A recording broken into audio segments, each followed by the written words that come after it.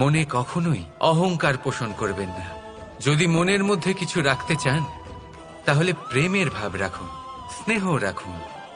এই অহংকারকে আপনি যা ইচ্ছে নাম দিন, গর্ব হোক, আত্মসম্মান হোক, এর দ্বারা আপনার কোনোভাবেই কোনো লাভ হবে না। তাহলে এই অহংকারকে ত্যাগ করুন আর আমার সাথে ভালোবেসে বলুন, রাধা রাধা। কখনো কোনো বৃক্ষকে দেখেছেন? এই ধরিত্রী থেকে ততটুকুই জল নেয় যতটুকু তার প্রয়োজন। কোনো প্রাণীকে দেখুন, এই প্রকৃতি থেকে ততটুকুই খাবার গ্রহণ করবে যতটুকু তার খিদে রয়েছে। খিদে মিটে গেলে আর খাবে না।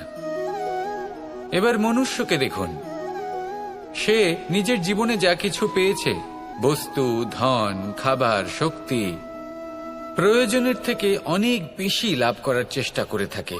প্রয়োজনের থেকে বেশি যদি পেয়েও যায় তাহলেও তার কম মনে হয়। এবার এরকম ঠিক কেন হয়?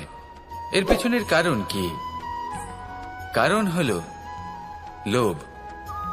লোভের আগুন কিছু এমন হয়, যদি মানুষের মনে একবার প্রজ্বলিত হয় তাহলে শুধু বাড়তেই থাকে।